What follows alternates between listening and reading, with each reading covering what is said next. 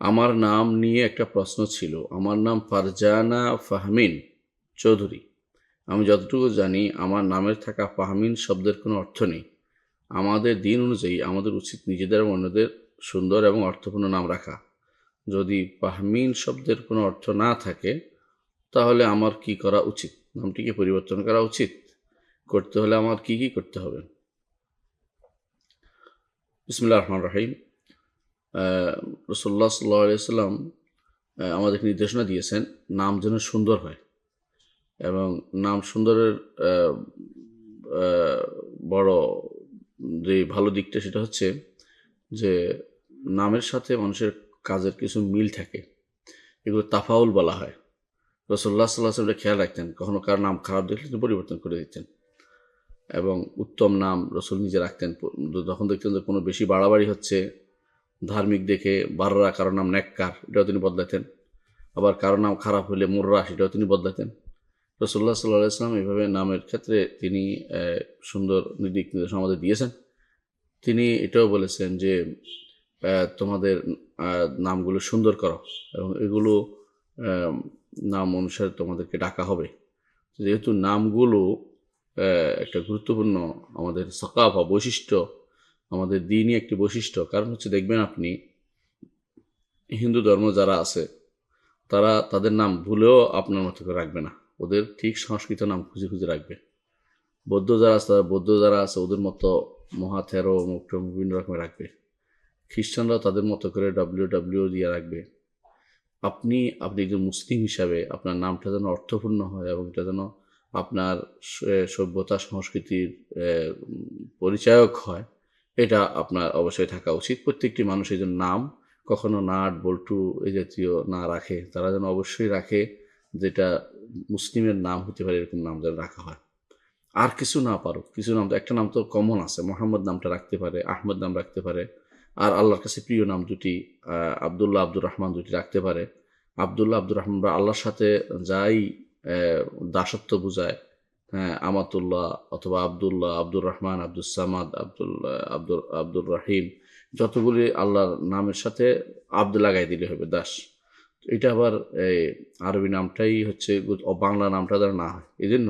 কারণ আপনার সংস্কৃতির আপনি যেটা আপনি আহ, যেটা আপনি বিশ্বাস করেন, বিলং করেন, যে বিশ্বাস, সেই বিশ্বাসটাকে যেন আপনার পরিচয় হোক আপনার নামের মধ্যে, এবং বুঝতে পারে যে মুসলিম না অমুসলিম। অনেক সময় অনেকের নাম এমনও হয়, দেখা যায় যে যদি বাপের নাম না জিজ্ঞাসা করা হয়, অনেক সময় বলা যায় না লোকটা কি মুসলিম না অমুসলিম। ধরেন বললো যে সুমন, এখন সুমন চন্দ্র ভট্টাচার্য না সুমন চৌধুরী, এইটা কোনটা বললে কিন্তু মুসলিম বোঝা যাচ্ছে না।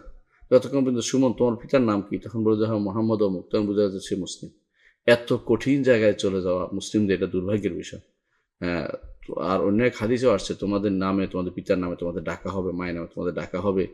যে হাদিসগুলো দ্বারা বোঝা যাচ্ছে যে অবশ্যই আমাদের নাম সুন্দর হওয়া উচিত এবং অর্থপূর্ণ হওয়া উচিত। আমাদের দুর্ভাগ্য যে আমরা অনেকেই বিভিন্ন ইন্টারনেট খুঁজে একটা নাম বের করছি, অর্থ নিজে বানাই নিয়েছি, এরপরে নাম একটা রাখে, এরপরে যদি বলতে এটা শুদ্ধ হয় না, বলতে আমি ইন্টারনেট খুঁজে বের করছি।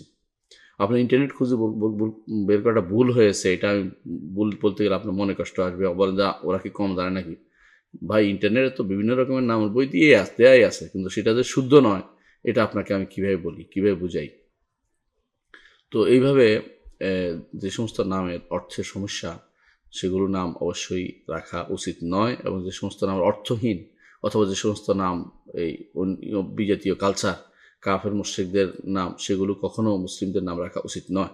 এবং এমনকি কোনো মূর্তির নাম, কোনো তাদের কোনো সভ্যতার নাম, বা আগেকার দিনের সমস্ত নবীদের নাম বলে সাব্যস্ত হয়নি, অথচ তাদের বইতে নবী হিসেবে লেখা হয়েছে, ওদের নামও রাখা উচিত নয়। যেমন জার্জিস অথবা দানিয়েল অথবা এই জাতীয় নামগুলো রাখা উচিত নয়, কারণ এগুলো আমাদের দিনের মধ্যে এগুলোর কোনো অস্তিত্ব নেই, এবং এগুলো আমরা কোরআন হাদিস দ্বারা প্রমাণিত হয়নি, নবুয়ত প্রমাণিত হয়নি, সুতরাং তাদের সেই সমস্ত নাম রাখা যাবে না। অনুরূপভাবে ফেরেশতাদের নাম অনেকে রাখে, জিব্রাইল, মিকাইল, ইসরাফিল, বা এই জাতীয় নামগুলো রাখা আসলে কখনো উচিত নয়। কারণ হচ্ছে এগুলো আপনার এগুলো বেশি বাড়াবাড়ি হয়ে যাচ্ছে। নবীদের নাম, ইয়াদের ফেরেশতাদের নাম রাখা উচিত না, কারণ তাদের ফেরেশতারা আলাদা প্রজাতি, তাদের নাম আপনার মধ্যে আসবে কি জন্য। এই জিনিসগুলো আমরা এই জন্য বললাম যে নামের ক্ষেত্রে খুব বাহারি সিস্টেম চালু হয়েছে। অনেকে আবার নামের ক্ষেত্রে দেখবেন 3টা 4টা নাম রাখে, যেমন আমার নামই ধরেন 3টা নাম, এত নাম তো উচিত না। তো আমি তো আর পরিবর্তন করতে পারছি না, কারণ এটা তো আমাদের সার্টিফিকেটে লেখা হয়ে গেছে। নাম একটি হওয়া উচিত। তারপরে তার নিক নেম থাকতে পারে, তার পরিচয়, তার ইয়া থাকতে পারে, বংশের পরিচয় থাকতে পারে, এর অথবা তার কোনো উপাধি লকব এগুলো থাকতে পারে, কুনিয়াত থাকতে পারে, ছেলে মেয়ের নামের, বা অমুকের বাবা অমুকের মা এর বলতে পারে, কিন্তু নাম একটাই হওয়া উচিত। দেখবেন আপনি ফাতেমা, তার নাম একটি, কিন্তু ফাতেমা, ফাতেমা, ফাতেমা, খাদিজা, অমুক, এইভাবে 3-4টা নাম একসাথে উল্লেখ করা হয়নি। অথচ আমাদের দেশে কারো শান্তি হয় না যখন 3-4টা নাম না রাখা হয়। এগুলো হচ্ছে বাড়তি নামের বাহারি, এগুলোর মধ্যে অনেক সমস্যা তৈরি হয়। অনেক সময় দেখবেন আপনি লিখছেন ফারজানা ফাহমিন, এখন অনেকে মনে করবে ফারজানা আপনার নাম, ফাহমিন আপনার বাপের নাম, এইভাবে মনে করবে। এটা কিন্তু ঠিক না, এবং এটা সাধারণভাবে এটা ঘটেই থাকে এই কাজটা অত্যন্ত দুর্ভাগ্যজনক যে এইগুলোর কারণে আমরা বিশ্বের বিভিন্ন জায়গাতে সমস্যাও পতিত অনেক সময়। তো এই জন্য আমি মনে করি যে নামের ক্ষেত্রে একটি নাম রাখা উচিত, ডবল নাম না রাখা উচিত। একটি নাম রাখা উচিত, মেয়ে হোক ছেলে হোক একটি নাম রাখবেন। আমরা আমাদের সন্তানদের নাম এভাবে রেখেছি আবদুল্লাহ, আব্দুর রহমান, আবদুল্লাহ মজুমদার, আব্দুর রহমান মজুমদার, মোহাম্মদ মজুমদার, অসুবিধা হয়নি। অনুরূপভাবে ওমর মজুমদার, আপনি যদি আরও রাখতে পারেন ওসমান, আলী, ওসমান মজুমদার, আলী মজুমদার, কিন্তু আপনার রাখবেন ওসমান, আলী, তলহা, এরপরে পাবেন না। আপনি কয়টা নাম রাখতে চাচ্ছেন? আপনার আল্লাহ তাআলা আরও সন্তানদের, সেগুলো রাখুন, নাতিদের রাখুন, অন্যদের রাখুন, কিন্তু আপনি 3-4টা নাম কেন রাখবেন? এটা এটা আমাদের সংস্কৃতি বিরোধী কাজ, এটা আসলে ঠিক না। কারণ হচ্ছে দেখবেন আবু বকর, ওমর, ওসমান, আলী, তলহা, জুবাইর রাদিয়াল্লাহু আনহুম আজমাইন, তারা নাম একটা ছিল। তো আপনিও একটা নাম রাখবেন, ডবল নাম রাখা আমাদের এটা আমাদের সুন্নাহ, মানে সাল্লাল্লাহু আলাইহি ওয়াসাল্লামের আদর্শ বিরোধী। এটা আসলে ঠিক না। আমি বলছি না হারাম, কিন্তু কাজটা ঠিক না। এগুলোর মধ্যে অনেক সমস্যা তৈরি করে, এবং এগুলো আমাদের মৌলিক নীতির, ইসলামের মৌলিক নীতির বাইরের কাজ, এবং এগুলোর মধ্যে সমস্যা বহু রকমের আছে, আপনারা জানেন। সেটা তারকিবের সমস্যা। আমি আরবি, আবার যদি কেউ লেখে নামটা, তার এটা কী বলবে? এটার বদলে এটা, না এটার আত্মবয়ান এটা, এই নিয়ে সমস্যা তৈরি হচ্ছে। এগুলো এই জন্য নাম একটি রাখার জন্য আমরা অনুরোধ জানাবো।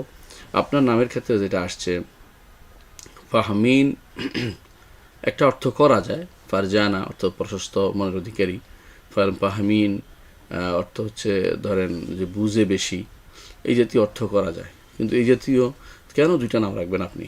আপনার নাম ফারজানা চৌধুরী বাস, অত ফাহমিন চৌধুরী, এটা হতে পারতো একটা। ফাহমিন আসলে কোনো আরবিভাবে সুন্দর হয় না।